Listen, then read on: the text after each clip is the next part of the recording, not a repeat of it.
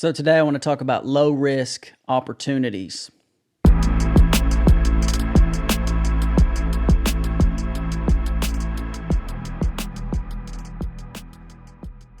Hey, what's up everybody? It's Stein, and today I want to talk about low risk opportunities. And one of the things that I've been thinking about is just where am I going with my music? And as many of you know, this is these videos aren't me coming from some place of authority, but rather just really sharing my experience as I'm kind of navigating through the music industry and being a recording artist. So one of the things that I came across recently that I want to pass on is this 5 C's, I guess, checklist.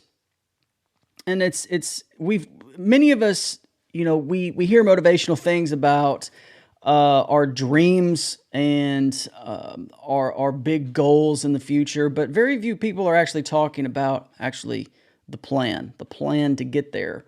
And I came across this easy way to think about how to build a plan, and that it has to be clear, it has to be concise, it has to be compelling. There has to be consistency, and there has to be commitment.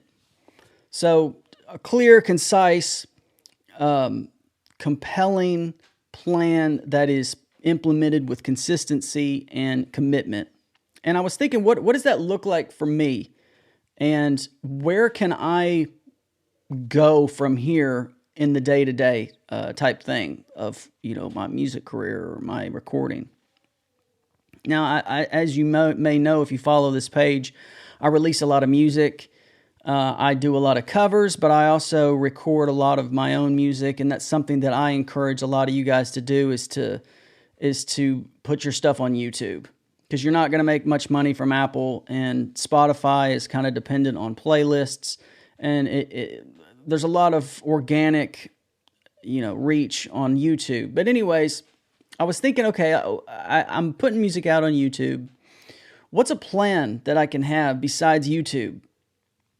And I have a bit of a confession, but you know, sometimes I watch YouTube and I watch live shows, I watch performances, I Google and search just information about performing, because that's what I've been trying to think about and trying to do more. And so I actually busked for the first time. B-U-S-K, busked. I went busking. And the reason why I did it is because I was thinking about this clear, concise, compelling, consistent, and commitment to this plan of being good at performing music. And as many of you know, performing live is probably the best thing that you could do for your music. Now, at first I was kind of scared, because I was thinking, well, what if people, you know, shout out mean stuff, or what if they don't listen, or what if I get distracted and forget my words? And I was actually walking down the street and I saw this guy playing, and, you know, he had a songbook out and he was playing Beatles covers and whatnot. And I was thinking, what's keeping me from doing that? And I think the biggest thing is fear. I was afraid that I would look silly, or that I would forget the words to my own songs. I've written a bunch of songs, but they haven't really been committed to memory. So I made a plan that I would study the lyrics and the chords and everything about my music for a week. And I was blown away by last week. I thought it was like a miracle to play for 20 minutes. And after the week was over, I was playing over an hour, and I just made a little mini set, a list of tracks of my own songs that I knew well, and I went out there and played. And let me tell you this, it was a great experience, and it reminded me of something. It reminded me of when I released my first, second, and now third album.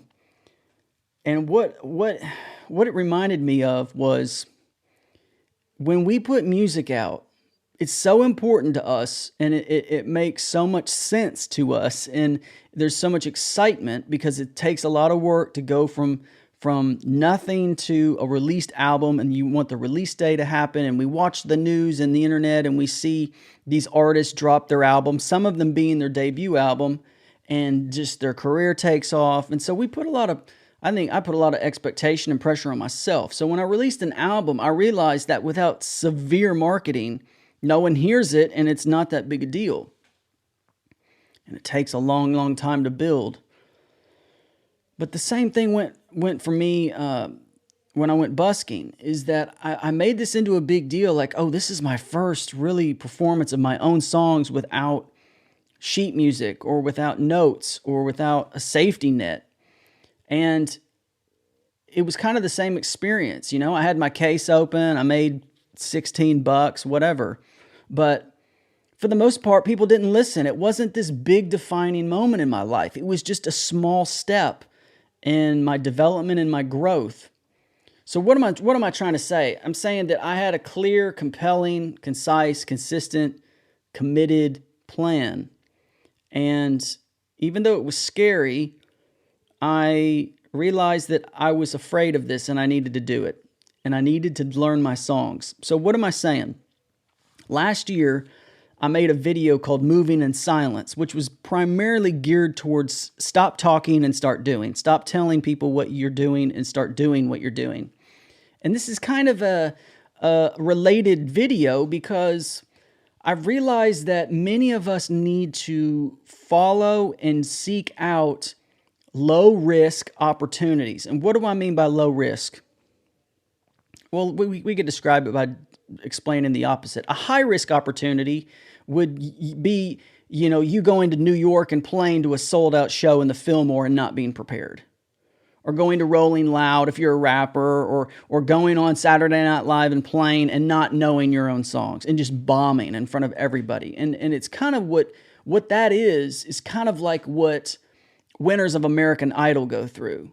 They win this spot, and then all of a sudden they're thrust into the spotlight, and they're not ready. They haven't paid their dues. They don't know what it's like to perform. They don't know the feeling of certain songs when they sing it out loud. They don't know what it feels like to sing a song after already singing 10 songs. The order of the music, you know, everything that goes into these big shows is so essential to be practiced and rehearsed. But if you go out and busk with a guitar, or maybe even you have a loop machine, or, you know, maybe you're a DJ or whatever, it's so low risk because if you screw up, it doesn't matter. Like, no one's going to laugh at you. They may think it's weird that you're out there if you're not prepared, but at the same time, it's like you may never see those people again. You could play the same song 10 times in a row, and the 15 seconds that it takes for someone to walk by, you know, they're already gone. The audience is already gone. Look for low-risk opportunities to share your music, to perform your music, to get those reps in. People, kind of like when you release an album, they don't really respond in the way that you expect. And it's good to get used to that. It's good to get those reps in. I learned a lot just from playing, 15 of my songs out on the street. I learned which songs go better back to back. Tempo, low tempo, upbeat, sad, ballad. It's good to mix and match those things. Also, I noticed that there's certain songs I probably need to change the key in because it's easier to sing in a projected loud voice when it's maybe higher or lower for you, depending on, what your voice is. And it's so essential in a low-risk opportunity to just build slow. So many of us want, a spotlight or fame, or we want to get picked up by a label, or we want to get, all these things, ideas that we see on TV and YouTube and social media, like someone got discovered and then they just launched into this career. One thing that I realized when I went busking, and up to right before what actually led me to go busking, was the realization that I wasn't ready. That I was not ready. Even though I'd written a bunch of songs and I put out some albums, I wasn't ready to play those songs. And just that week of rehearsal, of straining my voice, of practicing, of getting in a groove and being comfortable, and then actually going into the street and playing it, it gave me an opportunity, a wonderful opportunity, and a low-risk opportunity to practice and move myself closer to being ready for a stage. Really, busking is like, it's basically getting paid to practice. Now, you're not going to go, quit your job over $15 an hour, but it's a fun way to go out there and do it. If you're a singer-songwriter, I really encourage you to go out there and do it. It's a lot of fun, and it's a great experience. No one really cares. We care. We care about our music, and that's why we share it, and that's why we promote it. But it's just like putting out an album, your first album. If you don't have a following, if you don't have fans, it just kind of falls on deaf ears, and and that's not necessarily a bad thing. So the last thing I'll say is that you really want to make your mistakes in low risk opportunities, in places where no one sees it. You want to be able to grow in a small area and practice in a small area to where if you make a big mistake, it doesn't matter. It's low risk.